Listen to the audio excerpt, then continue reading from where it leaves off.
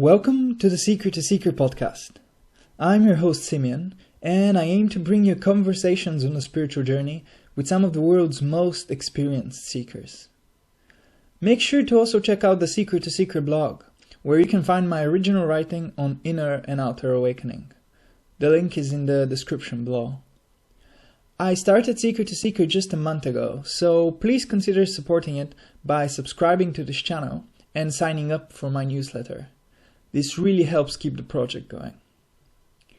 Today's guest is meditation teacher Jeff Oliver.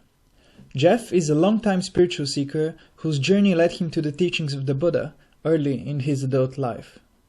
He went on to spend nearly a decade as a Buddhist monk and studied advanced meditation techniques in the Theravada Buddhist tradition. Ever since leaving monastery life, Jeff has been spreading the practice of mindfulness and guiding people to a more liberated and richer experience of life. He calls his method Freestyle Vipassana, and it aims to take mindfulness out of the meditation room and into daily life. You can find links to Jeff's YouTube channel and his Facebook page below. Many thanks to Jeff for appearing on the podcast and to all our viewers for your support and feedback. Enjoy. Yeah. That's actually incredible that you've been a monk for 9 years. Can you tell me a bit about that experience? Yeah, sure. Well, often people ask me that, and I don't know where to start because it's such an amazing experience that I've had in my life that, and so many things happen and there's so many different elements to it. It's a little bit difficult to know what the person is really looking for. So is there something specific you'd like to know about my time as a monk? Yeah, well, there are some things that I'm really curious about. One of them is how practice like Vipassana meditation and the other kinds of spiritual practice that you did there, how that's approached. For example, how would you meditate? What would your routine be? What kinds of physical and psychological exercises did you do in order to kind of, cleanse yourself and grow? Okay. All right. So to begin with, I started Vipassana meditation in Australia, and I was just a layman, as I am now. I joined some retreats in Australia, and they were all of the same school and same technique of Vipassana. So just to clarify, Vipassana, as most people would know it, is a silent 10-day course, which is really like boot camp. It's really it's pretty hard, actually. That's what it is. And a lot of people get some very strong experiences from it. Some people actually even run away from it because it is quite a difficult experience. But that's not the only type of Vipassana there is. There are many schools of Vipassana in Burma, or as it's known now as Myanmar. So I met the teaching of Mahasi Sayadaw, which is one of the famous Buddhist monks in Burma. And he has, there are many, many teachers teaching his style. And so I met some of those teachers in Australia. And the teaching, the fundamental part of the teaching, especially the sitting meditation, is to observe the rising and falling of the abdomen. So the expanding and contracting of the abdomen as one breathes, which kind of differentiates it from, focusing at the nostrils or any other kind of breathing meditation. So that's one thing that sets it apart. The other thing that his technique offers is to use a technique called mental labeling, which means to say in your mind the word of what you're experiencing. For example, if I find myself thinking, I could just say in my mind, thinking, thinking, thinking. And what that does is the thought is fundamentally replaced by the label thinking, which objectifies it. In fact, usually it replaces it. So the thought falls away, and then you're left with either the label, or the technique is to come back to the rising and falling of the abdomen, which is the primary object. And then other things that might come up, like pain, for example, we would label pain, pain, but then we would investigate the pain, go in with the mindfulness, with concentration, go into the pain and try to understand what is the true nature of physical pain in the body. Doesn't sound like something that you'd like to do on a free weekend, to investigate your own pain, but actually, if you want to become free from all kinds of suffering, then pain is one of them, and it becomes a very good teacher. But not only we're investigating the physical nature of pain, we're also investigating the mental effect of the pain. And that is, you feel impatient, you feel frustrated, you feel worried, you feel afraid, might even get angry, disappointed. So many mental reactions can come up when you're experiencing pain. So then we're starting to understand our own psychological nature. And if you can understand pain, as in the physical aspect of pain, you can also understand the mental reaction to pain, which are, let's say, we can generally call them negative experiences, or things that we don't want, that we don't like. Then when other negative or unwanted experiences arise in our daily life, we can also apply the same technique to investigate into them, to understand them more deeply. By understanding them, we can actually move through them or go beyond them and set our mind free. So that's a little introduction to what we do at least in sitting meditation. But the thing about Mahasi Sayadaw and the teaching that my teacher taught, my main first teacher, they teach not only sitting meditation, but also walking meditation, standing meditation, lying down meditation. So those are the 4 main postures that all human beings live in, is sitting, standing, walking, and lying down. You have to be in one of these postures, otherwise, well, maybe you're doing yoga or something like that. And then the other, so not only the 4 postures, but then also whatever else you're doing in your daily life. So we call them daily activities.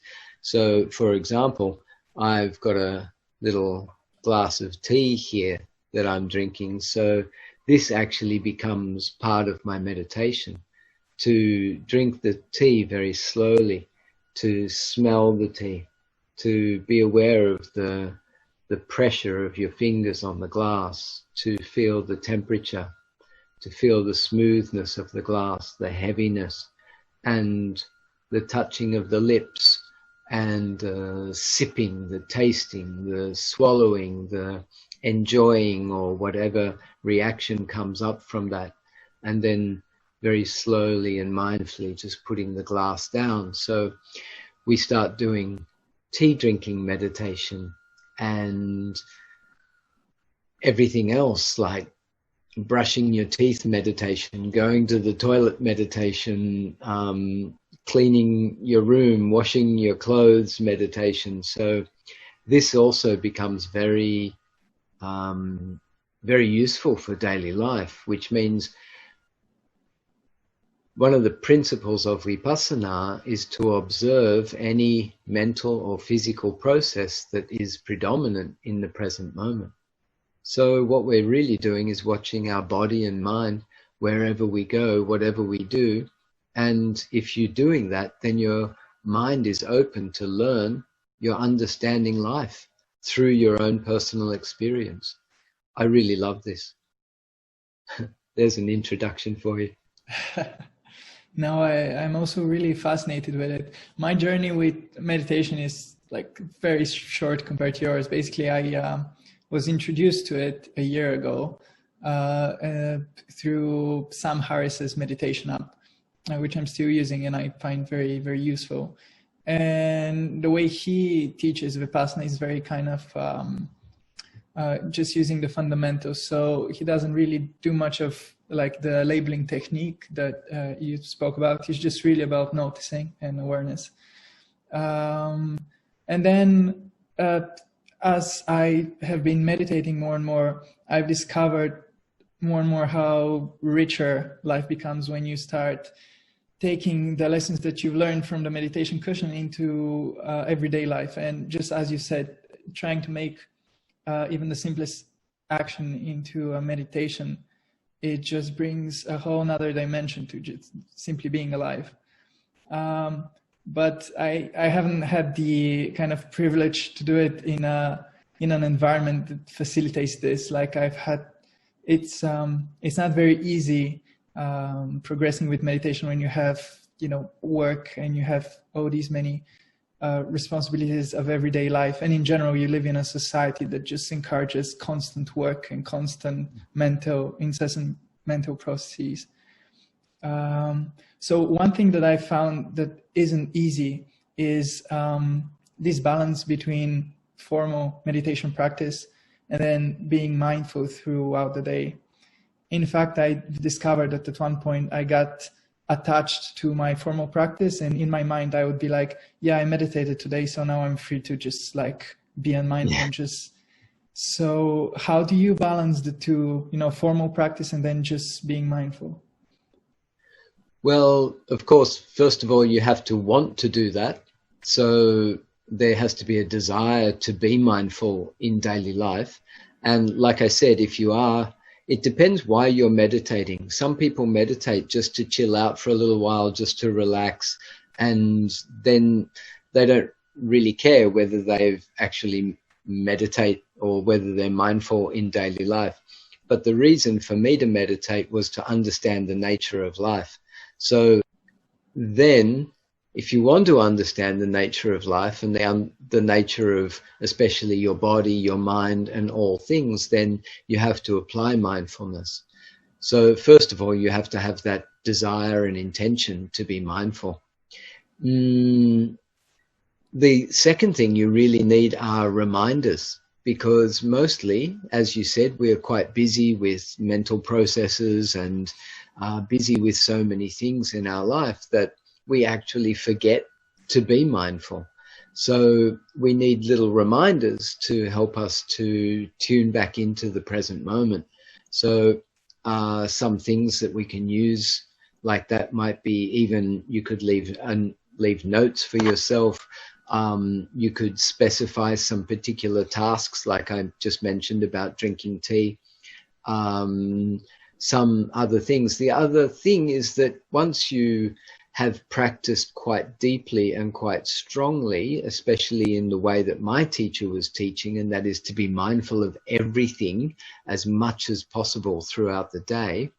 And we do that on a retreat. So we take out a specific period of time in our life. Most people do like 1 week or 10-day retreats, but in my case, I took longer retreats, and then I became a monk, which pretty much meant that I was living in the teaching. So that definitely makes it a lot easier to be mindful in your daily life. The other thing is that when you do apply mindfulness in daily life and you start to get some insights and some good, nice experiences from that, then that also encourages you to be more mindful again. So really, it comes down to those first two things, and that is the desire to be mindful and why you are actually being mindful, and then the reminders that we need to bring us back to the moment every day. Yeah. And also, I think in general, the journey is incredibly subtle, the line that you have to walk, because, for example, as you said, sometimes I've experienced that I'm rewarded with very interesting states of awareness, which are just in many ways different to the kind of mundane state. And whenever this happens, there's almost a feeling like, yes, now I got it, like now I'm enlightened. But then inevitably this state passes away, and then you're left feeling, oh no, like what did I do wrong? I should get back there. And then it becomes about the state and not about being mindful, and so it becomes counterproductive when you develop attachment to these states. So for me, again, like my journey is only beginning, but I've discovered that again and again, I have to take a step backwards and kind of stop myself from falling into attachments. Are you familiar with that as well on your journey? Yeah, very much so. And it's something that we all go through. And it's quite normal that when you have a good experience in meditation, that you want to repeat it, you want to keep it, you want it to not go away. Every time you meditate, you want to have perhaps that same experience again, which then becomes a hindrance because you're looking at what you want and not at what you've got. And the principle of Vipassana meditation is to be in the present moment. So what you do is you observe what is really happening in your body and mind now.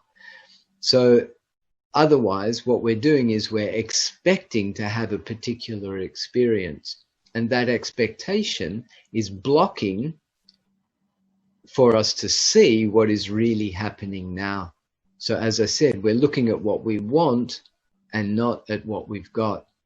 So I have a nice little reminder for to help let go of our expectations.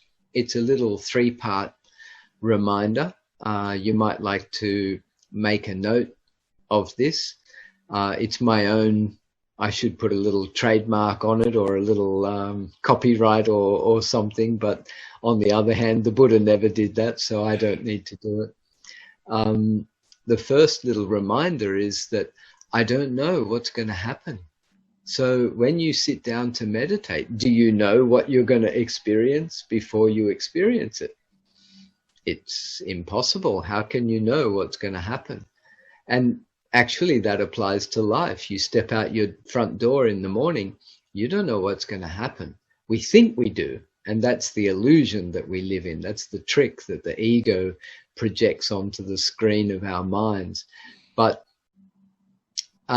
so the reminder is, I don't know what will happen. That's the first part. The second part is, anything can happen. And that's also the truth. So these reminders, and then this can be used as a mantra, these are very powerful because they are the truth. The truth is, I don't know what will happen. The truth is, anything can happen. And so often when I share with people, when we sit and meditate together, I'll often say, well, just remember that anything can happen. And quite often something very strange or odd will happen. So anything can happen. And then the third part that I remind myself is that I will just watch and learn from what happens. And this is the right attitude, not only for meditation, but for life, is to observe, to be present, and then learn from whatever you experience. So if you make a mistake, then you won't make the mistake again if you learn from it. Or if you learn how something goes well, then you'll know, oh, I can do this again next time without expectation. So that's the 3. I don't know what will happen. Anything can happen. I will just watch and learn from what happens. Yeah. And after you finished your time in the Buddhist community where you were a monk, formal practice, how key has it remained to your spiritual life? In other terms, do you is this still the core around which your spiritual work orbits, or or is there another center to your work? Okay. It is still the core of what I do. However, it's not formal meditation. Formal meditation for me, because I was a monk, I did a lot of it. Thousands and thousands of hours of sitting, walking, standing, lying down meditation. So my life now is, I don't usually do formal meditation. Sometimes I'll do, but I do it whenever I feel like it, or whenever it just happens spontaneously. Could be just sitting at the beach. It could be taking a walk, or even riding my bike. I mean, I know that doesn't sound particularly like formal meditation, but it's when the mindfulness arises, and then I activate that, or I continue that as something like a formal meditation. But I am applying mindfulness, or mindfulness is just present in my daily life. So again, that's where I'm learning my lessons. I'm having these experiences. I'm gaining insights throughout each day of my life, because I've had the intensive training, and then what I have now is mindfulness of where I go and what I do, and particularly mindfulness of the mind, watching my mind, investigating the mind, even some good, wise questions that we can ask the mind. Simply like, if I got angry about something, then I could ask myself, well, is this necessary? Or is this beneficial? Or does this serve me? And when you answer this for yourself, you say, no, this is not beneficial. This isn't necessary. This doesn't serve me. And then you have to listen to yourself. When you do, then this also transforms the mind. Some of those habits of being angry or impatient or complaining and judging and other such things, those habits can start to be transformed through first mindfulness, seeing that they are habits, that they do come up regularly in the mind, and then applying some wisdom. And just those simple questions that I mentioned can actually start to transform the mind. So actually this is more like a daily practice that people can use rather than the formal meditation. So, and I don't use any other form of teachings except yoga. I just learnt yoga probably about 3 or almost 4 years ago now. So yoga, of course, fundamentally is a physical practice, but it is for developing the mind, developing awareness of the body, and it's a foundation for mindfulness and meditation. So I've found that has worked very well in my life. So I've also received a little more teachings through my teachers of yoga. But fundamentally, I'm still practicing Vipassana, which is the mindfulness and insight. And I use that in my daily life. So that really is the main focus of my life every day. Mm-hmm. Yeah.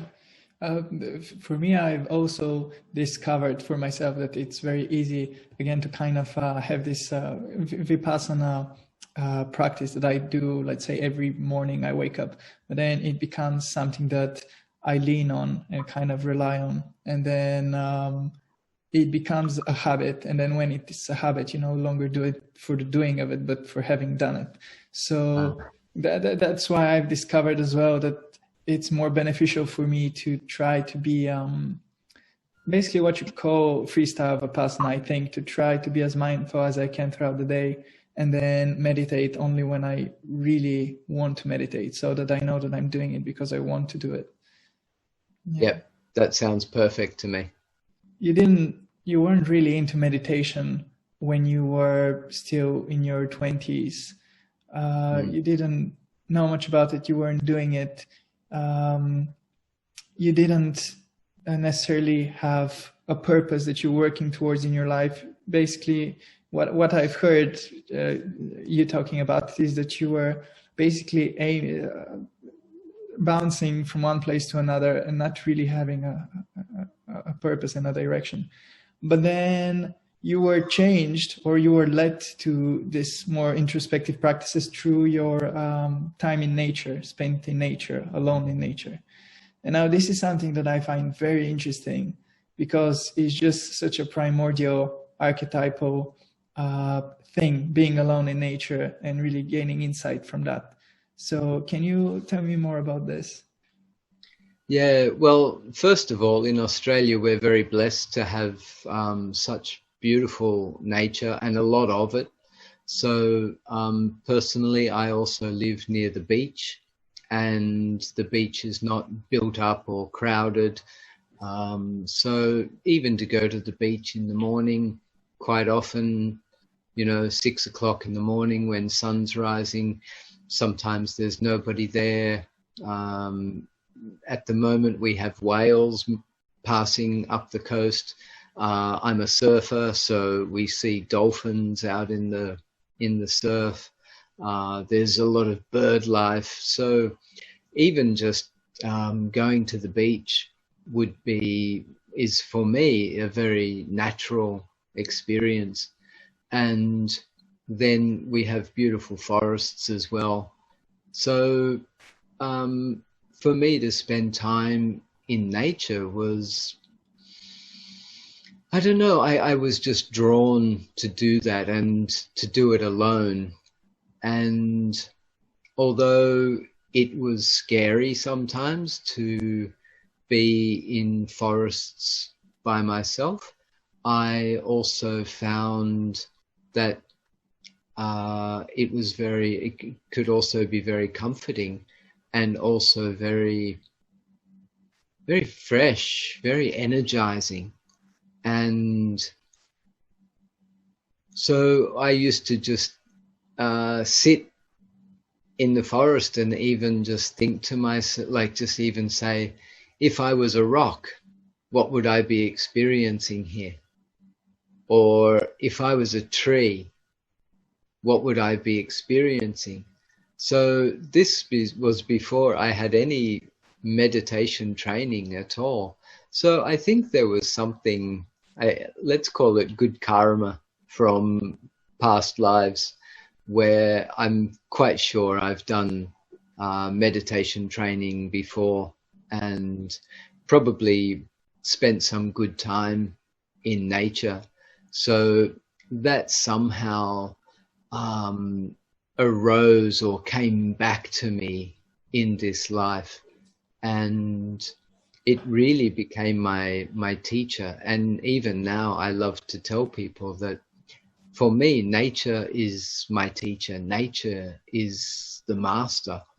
I'm merely a servant of nature. And it's very interesting that the word that the Buddha used for his own teachings, he called his teachings Dharma. So we call it Buddhism generally, but once you understand Buddhism, you also realize that the Buddha actually referred to his teaching as Dharma. Then Dharma, in one translation, can actually mean just nature or natural law. So the Buddha wasn't creating a religion. He wasn't teaching a religion or even trying to promote himself. What he was really trying to do was to help people wake up to their own truth. And your own truth is also your true nature, that is the nature of your body and the nature of your mind and the nature of all things. That is what the Dharma is. So I find this really beautiful, and it just makes sense that having spent such time in pure nature, that I would definitely end up One, following and practicing the Dharma, but then also becoming a Buddhist monk. With meditation, I think what's very interesting is that you have so many people looking for answers. Let's say it could be this teaching or that teaching, this religion or that. It could be psychedelics. It could be any kind of process or technique. But then Vipassana and really the Buddhist teachings is just a matter of sitting down on your own and just being aware. And then all insights that comes from that is just insight that you naturally perceive. And whenever I would talk to friends about meditation and kind of try to explain to them why it has fascinated me so much, it's that it's just a matter of sitting down and literally being still and doing nothing. And then you would think that, wow, that's like a super boring activity, but that's such a waste of time. But actually so much comes out, all the richness of the world comes out of just being still and doing nothing, which is incredible. It is. And I often think the same thing, that people must think that meditation is so boring, and especially for teenagers. I mean, they're on their phones, they're playing computer games, and they're used to watching television and having such highly stimulative lives that to ask them to sit down and watch their breath, or sit down and feel their senses, etc., it would seem quite boring to them. But once they start getting some insights, and you're able to show them some cool things that they didn't know, that they couldn't know unless they do meditation, then they actually might begin to get hooked on meditation as well. So I think the way that we introduce meditation, not only to people, but also to teenagers, I think and kids, it needs to be quite colorful and interesting, and we need to help them to get a little insight straight away, so that they can kind of go, oh wow, like that was cool. So if it's cool, then of course you want to do it again. So yeah, and I never had a problem with this. I was always so interested in my own nature. I was interested in how my body works, how my mind works, how the body and mind work together, and then how my body and mind work together and then integrate and interact with all the other bodies and minds in the world. And so, you're kind of going from the micro to the macro, and then back to the micro. It's to me, it's still fascinating, even nearly 3 decades later. So yeah, I'm still enjoying watching my mind. Yeah, no, I can completely see how that can be the case, because initially when I was starting meditation, I thought that it's like a habit you develop, and then let's say a few months in, you got it figured out, and then you just carry doing it, and it's basically just the same thing. Yeah. But then like week after week, I kept getting new experiences and new insights, and I still do. And it's just difficult to believe how much richness there is in just literally being still and being aware. But then there's another thing, these techniques that you use when you're meditating, for example, the labeling technique, or even these sorts of questions. I haven't got much experience with them, but then there is this slight worry in me that if I try doing this, even like meta meditation, if there's this worry that if I start doing them, it's more the mind leading me and not really sinking back into pure awareness, because you are kind of guiding the session by, for example, this labeling technique. It is very kind of, the mind is very active. So how do you balance that with clear awareness, where there are no there's no conscious effort?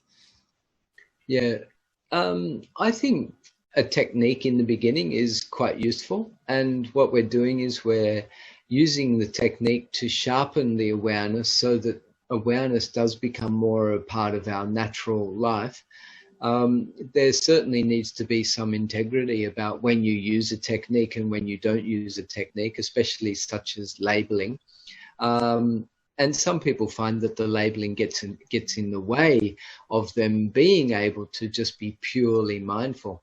To be honest, I don't teach so much of the labeling technique anymore.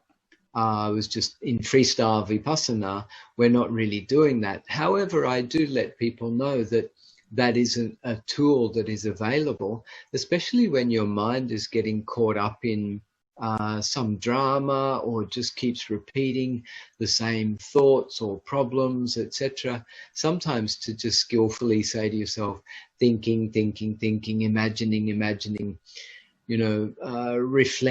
reflecting or reviewing or remembering, so that you realize, oh, the mind's in the past, or planning, projecting, fantasizing, and you realize that your mind's just jumping into the future. So that when you realize that, then you know also, I am here and now, I'm in the present moment. And that's when you can ask, what's happening now? Or how do I feel now? What's going on now? And tune back into, and of course you don't need to label what you're experiencing in the present moment. It is kind of like a beginner's tool, and unfortunately a lot of people will continue to use that. A lot of teachers even continue to teach the labeling. There's nothing wrong with that, but sometimes we get caught up in the technique rather than the actual experience of mindfulness itself. So, yeah, mostly what I'm sharing now is helping people to be objectively aware without having to label anything. But as you know, we're busy-minded people, and if our thoughts and opinions and our emotions are getting caught up in our awareness, then the awareness isn't very pure. We probably won't be getting many clear insights. So sometimes a little bit of technique comes in handy. So you have to, this is part of the path, part of the practice, is to know when to use a technique and when to not use it, when it's useful and when it's not useful. And later on we understand, having used the technique, we realize that we don't need the technique anymore. Mm-hmm. Hopefully everybody gets to that point. Yeah. And another thing you touched on, which I think is very relevant to people living in, Western society in general, just a modern society in general, is that, okay, we do meditation, we try to be mindful, and we sometimes succeed, but then there are all these schedules and deadlines and plans and work, and you yourself, you plan retreats and you do work. So I was wondering, how do you balance being in the present moment and mindful with, let's say, organizing a retreat, something that takes a lot of planning and thinking? Yeah. Okay, so basically, you can go back to an almost Zen attitude here, and that is, when you're planning, just plan. When you're working, just work. It's not like you're doing your work, especially if you're working physically and working very quickly.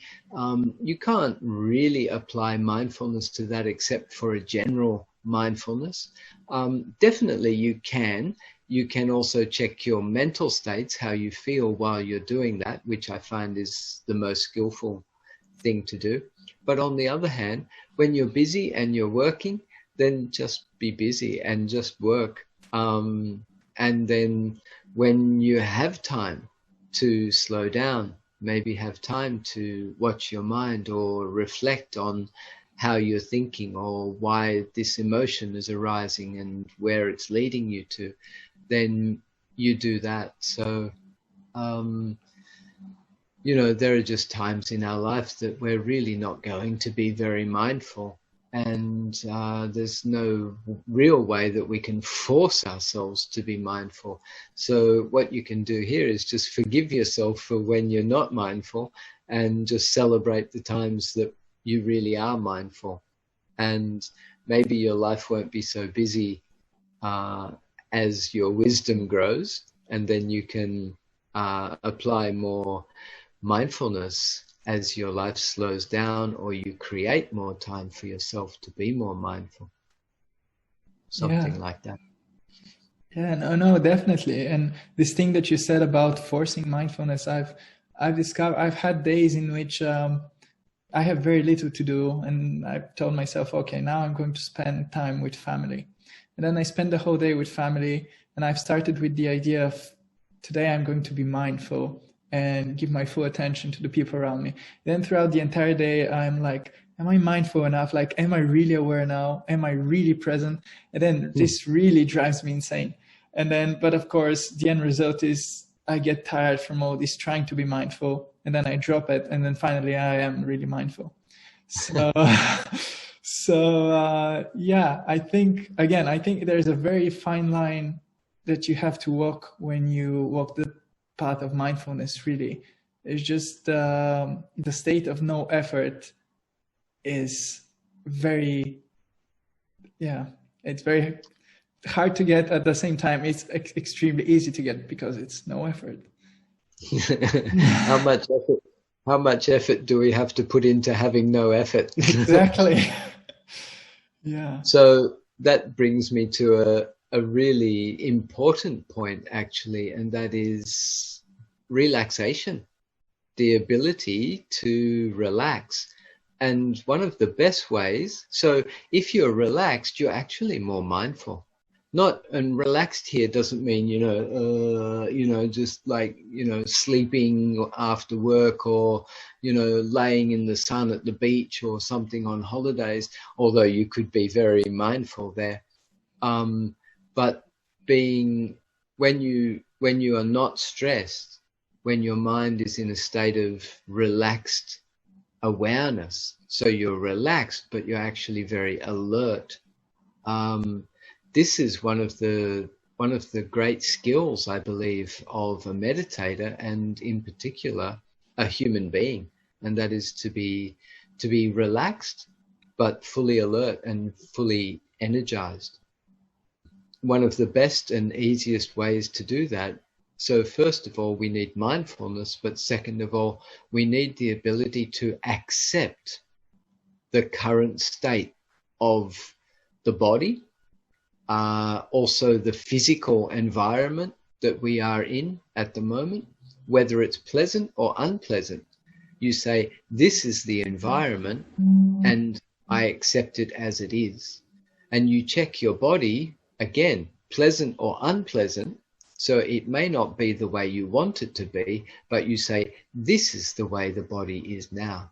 And you check your mind, again, it may not be the way you want it to be. It could be busy, it could be stressed, it could be whatever, but you say, okay, this is how the mind is now. When your mind steps then or switches into a state of relaxation, actually the mind calms down. When the mind calms down, everything's all right. And we are also learning from our experience. This can change everything. So the first, mindfulness. Secondly, the ability to wisely accept what is happening in the present moment. And that doesn't mean that you can't change what's happening. Of course, once wisdom arises, you know when something needs to be changed and when something doesn't need to be changed.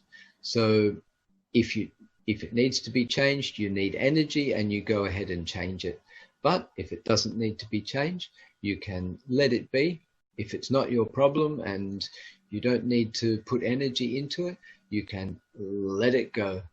And this is how we become relaxed.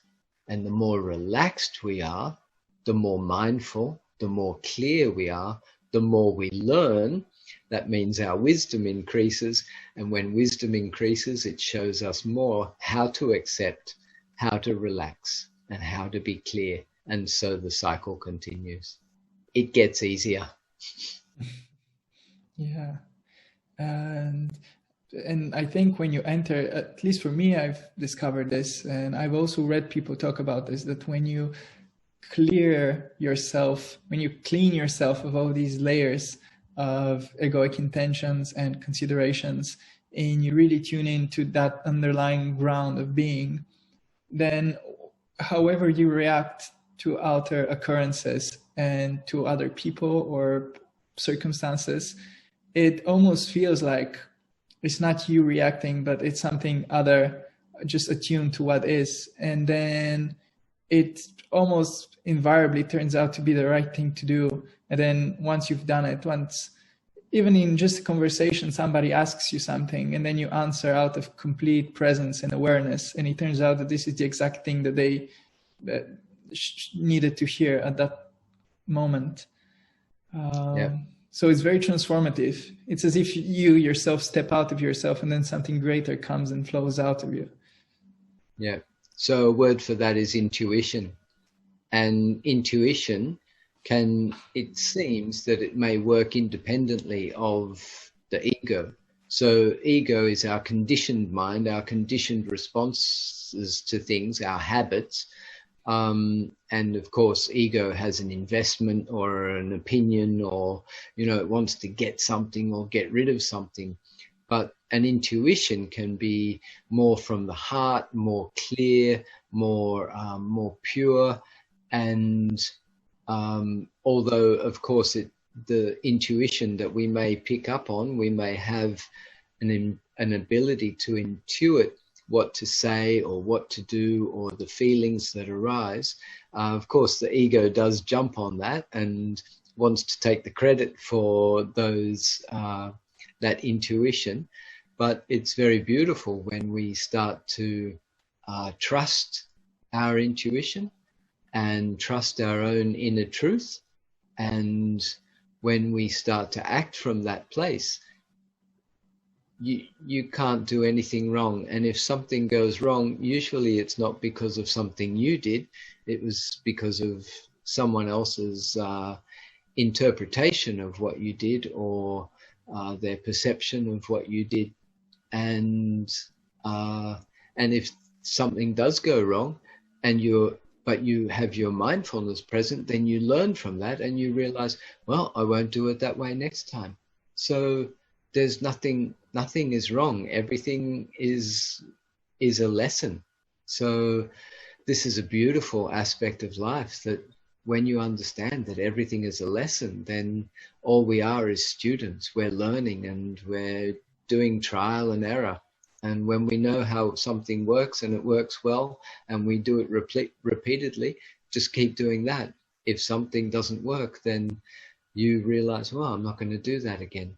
In this way, we live and learn, we grow, and it's beautiful. Yeah, it is. Like James Joyce said, life is the great teacher, essentially. I agree with that. And has the spiritual journey for you been a steady, linear going, in terms of you went to nature, then you went to a Buddhist monastery, and then you became a meditation teacher? Has it been just constantly growing and proceeding linearly, or have you had ups and downs? Have you had moments when you've lost your way? Not dramatically so, and not the way that I've heard other people would do that. Sometimes people will fall back into some of their old habits, perhaps like drugs or alcohol or other things, and sometimes be quite distracted for 5 or 10 years. They get off the path or whatever. I've been very fortunate in that sense that I haven't really had anything like that. So no, it has been quite linear and quite slow.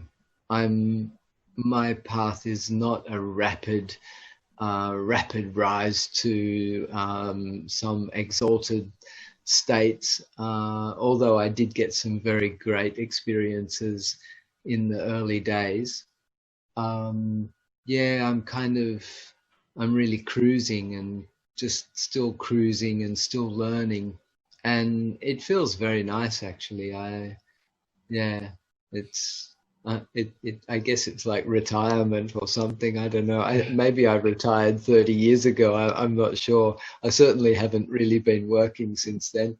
Um, but yeah, quite cruisy. And I think that idea of even going on a cruise, the big cruise ships that people go on, you go on the cruise, everything's done for you. All your meals are done, and there's entertainment, or you can just hang by the pool or go and sleep or do whatever you want to do.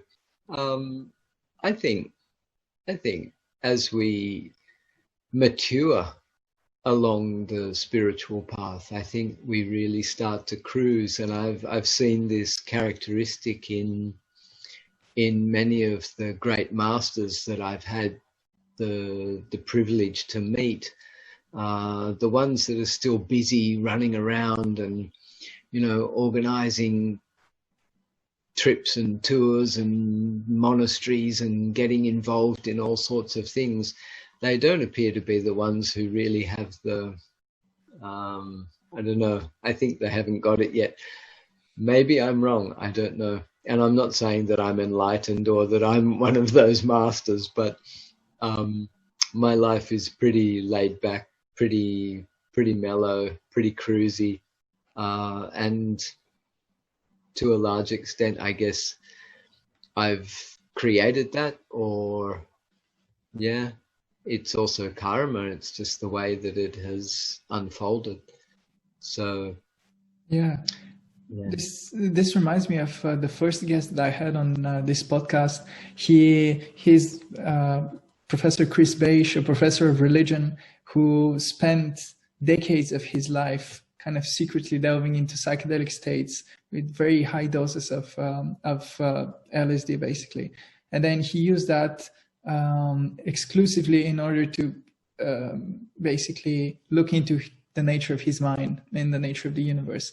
And it's very interesting. He told me that in the beginning of this work, he had the idea of using psychedelics in order to kind of boost his spiritual progress, kind of almost chop away extra karma and kind of shorten his, reincarnation cycles he needs to reach enlightenment. But then after 20 years of work, after so many lessons that he had been shown, one of the final lessons that he received was a vision in which he was in the center of essentially a source of pure light, which symbolized enlightenment and the end of the path. And as he was kind of dissolving into the bliss of this, in the distance he saw another source of light, which was incredibly finer and brighter than the one he was in. And a beam from that light hit him and completely shattered him. And so he ended his work with the understanding that there is no end to the spiritual progress, that no matter how far you've gone, there's infinitely farther you can go. And then he told me that after decades of working like this, his ultimate wisdom is if he could do it again, he would go much slower and take his time, because there's nowhere to rush to, really. There's no end destination to reach. So, yeah. Interesting. Yeah. It reminds me about what you're saying about no sense of urgency and no sense of getting anywhere.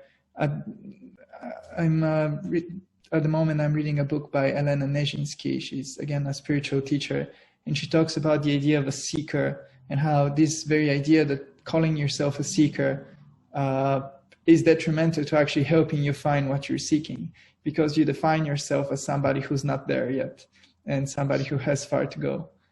And much of her advice is to just let go and look at where you are at the moment. Yeah, that's true too. But I mean, maybe that's what the seeker is doing. Yeah, it's just kind of picking on terminology. I don't think it doesn't really mean that much, but but I agree with her idea of essentially that as long as you think that you're not there yet, you are not there yet, which has helped me because enlightenment, in some sense, I feel like it's already with you, and it's not a matter of getting it, but a matter of realizing that you have it. Do you agree with this? It's also in Eckhart Tolle said it in another way. He would say that enlightenment isn't adding anything; it's subtracting things from yourself that are kind of obscuring it from view. Yeah. Well, another way to look at it is that there are people that are saying that they're enlightened, and you can bet your bottom dollar they're not enlightened. So, you know, just because you tell yourself that you're enlightened doesn't mean that you're enlightened. So either way, this doesn't really matter. Or, you know, just because I imagine, oh, okay, I'm already enlightened, so I don't have to do anything. Yes, that sounds like a lovely idea, but in the next moment, you'll just be confused again and worried or afraid, or, don't understand something, don't know what to do. So that is the way that you can check whether you need to be more vigilant or be more mindful, is to see what mental states are arising in your mind. If you're still getting angry about little things, obviously you're not enlightened. If you're feeling impatient or frustrated or stressed, or even getting overly excited about certain things, or addicted or attached to various things, then these are not hallmarks or traits of enlightenment. So it does indicate that we do have some path ahead of us, or we still have things to learn. So we need to be careful that we don't, that our ego isn't just jumping on this and saying, oh, I'm already enlightened, I don't need to do this or that, or even by the same token saying, oh, I'm never going to get there, the path is so long, and it's going to take me 10,000 lifetimes or something. We don't need to think in that extreme either. So something, the potential for enlightenment is always present. So if and when we do calm and clear our mind, and we experience the purity of the present moment, that is an access to enlightenment. It is an enlightening experience. It is temporary. And then again, the ego will jump on that and go, oh, I'm going to tell my teacher I had this experience, or I'm going to write it down and write it in a book or whatever.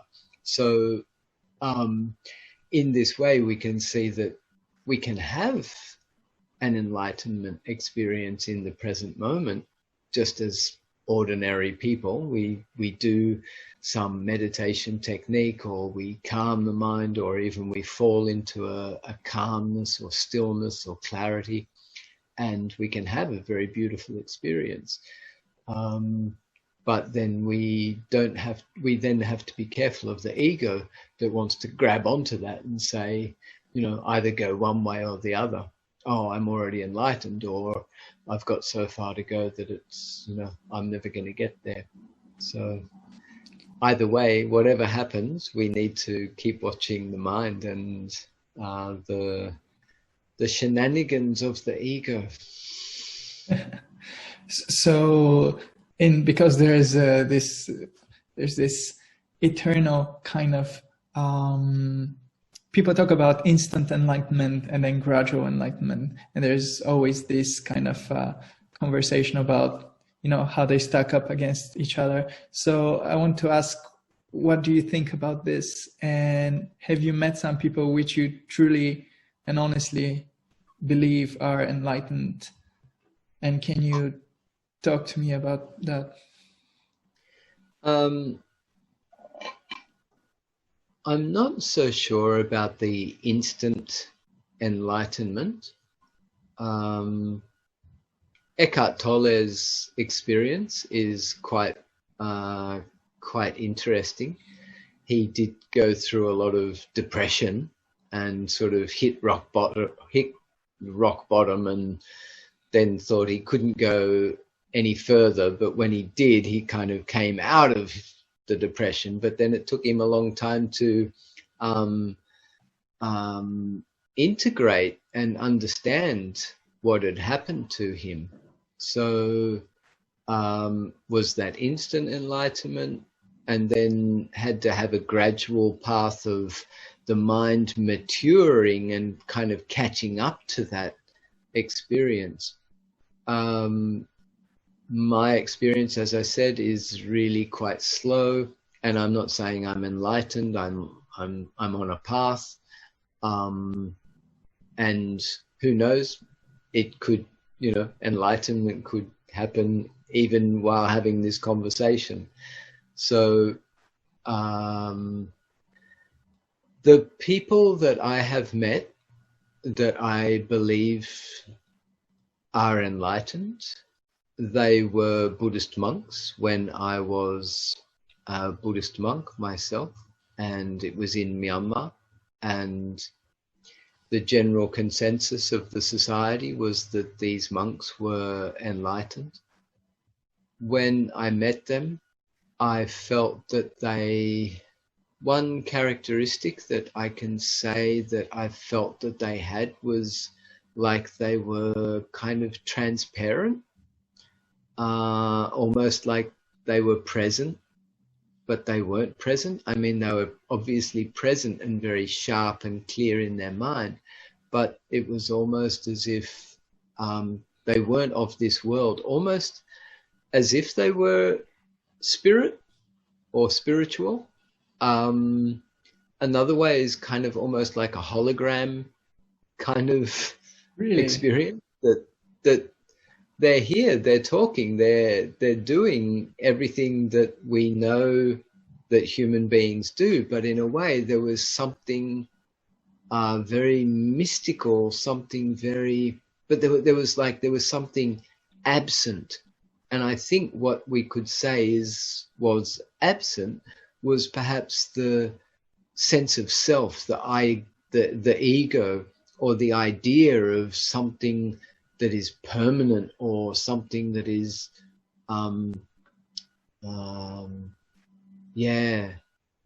indestructible, or something like that.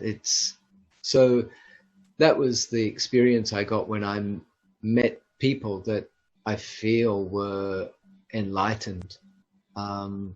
They were, go ahead. That's very curious, because I've heard almost the same thing by Ram Dass when he would talk about Maharaji, whom he studied with. He would say that when he looked into Maharaji's eyes, he would just see vast emptiness, like these were his words. So it's very interesting that it's essentially what you're saying, isn't it? Yeah.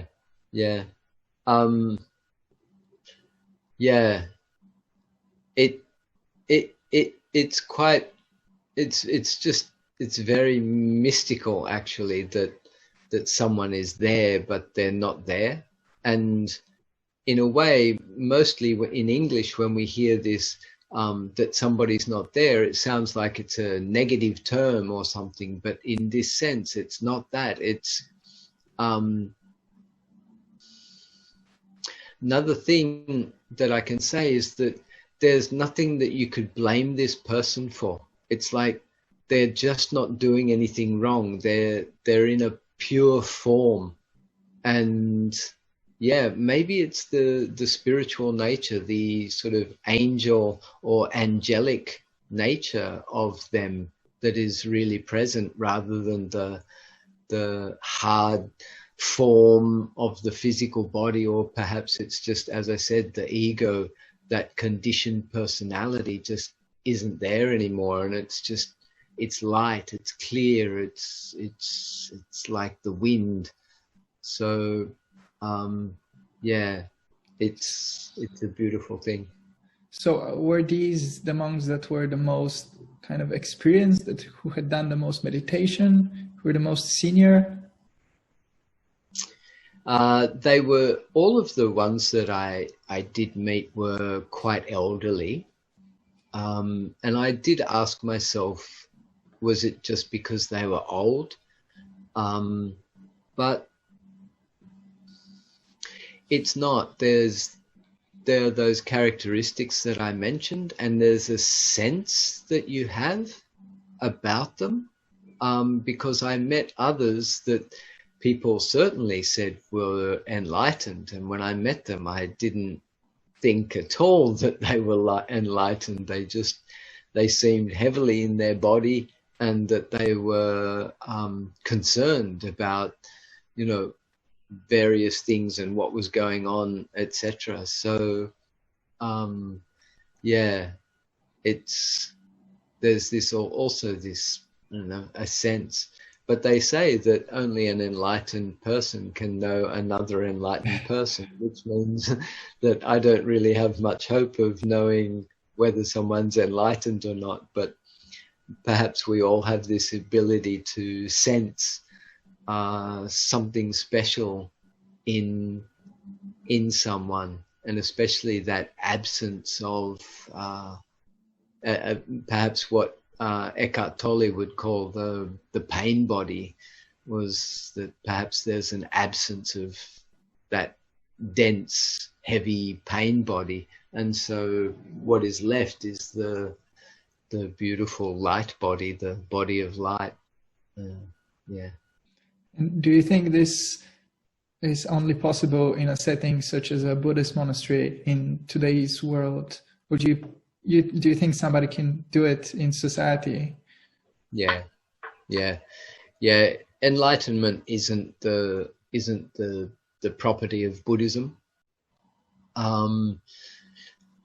Different cultures have different terms for it, and there are different levels and stages of enlightenment. So I think there are some spiritual leaders and some spiritual practitioners in the world that have perhaps not reached completely enlightenment, but very, very close to it. And again, I've met some of these people, and they're just beautiful. They look beautiful. They sound beautiful. They're just beautiful.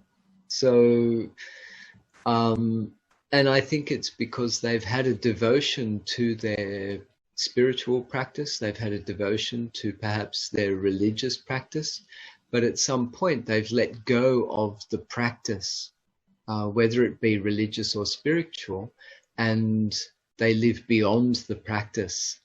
And I think that's really also a characteristic of the spiritual path, is that you get to a certain point where you realize that you don't need the practice anymore.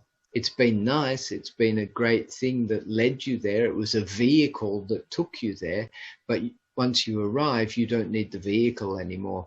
As the Buddha gave the simile of crossing to the other side of the river, to the other shore, whatever vessel you use to cross the river, then once you get to the bank on the other side, you're not going to pick that boat up or whatever it was, a canoe or, a raft or whatever, and then carry it over the land. You don't need that vessel anymore. So quite often when some spiritual leaders or religious leaders, when they have gotten to a certain point, they realize that they're not attached to their religion anymore. They're not attached to the teaching or the practice anymore.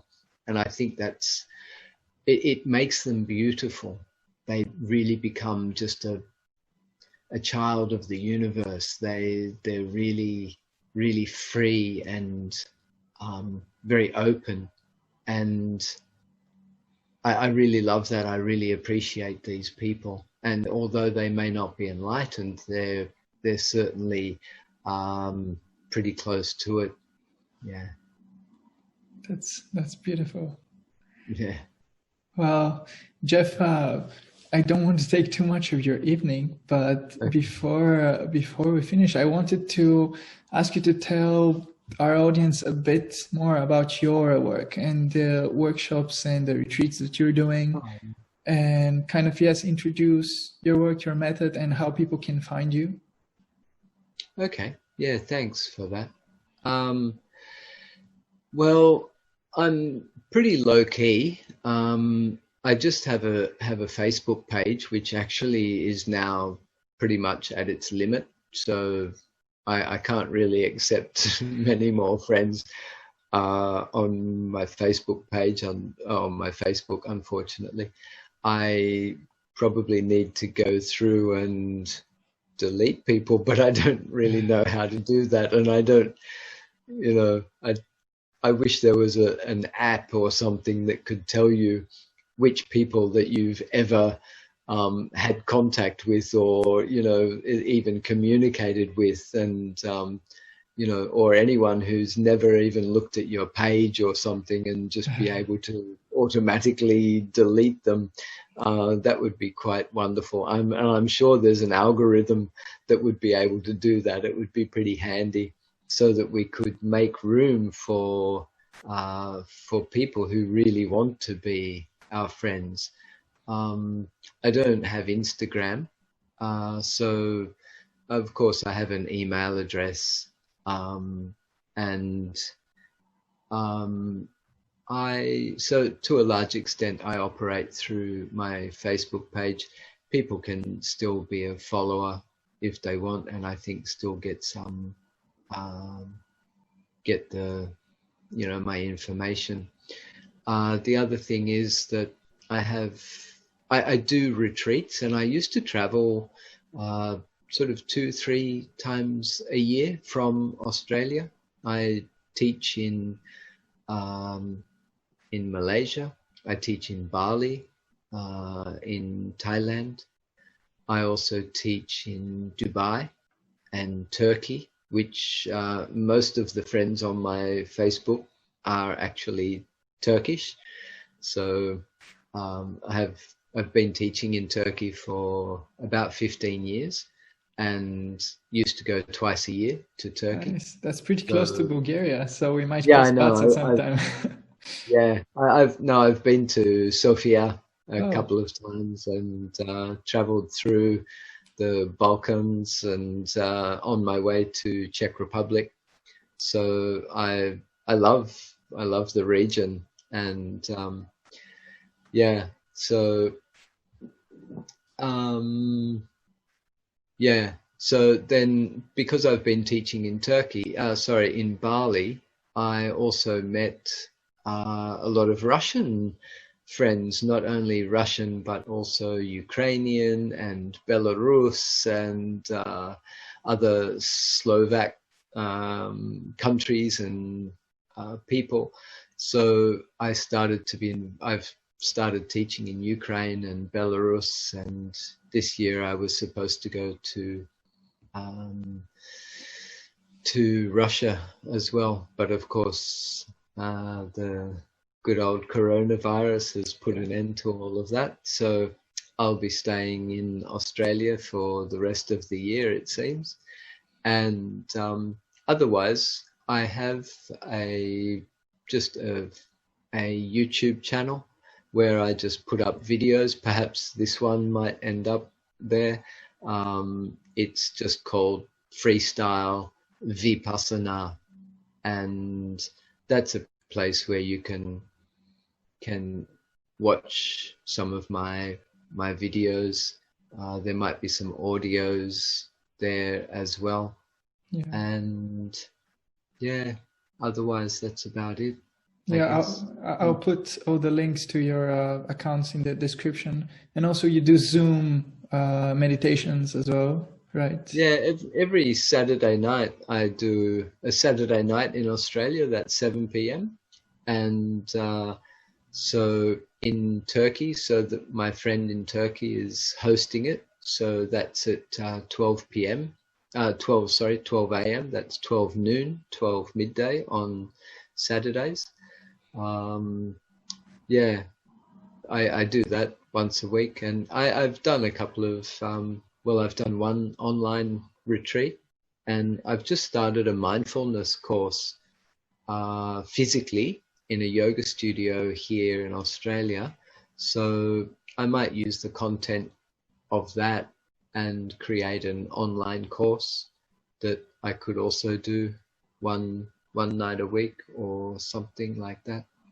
Another thing that you and most people find quite interesting is that since I was a Buddhist monk, then as a Buddhist monk in the Theravada Buddhist tradition, you don't use any money, and you don't accept and use any money at all. So it's quite a liberation, actually. It's quite a beautiful experience.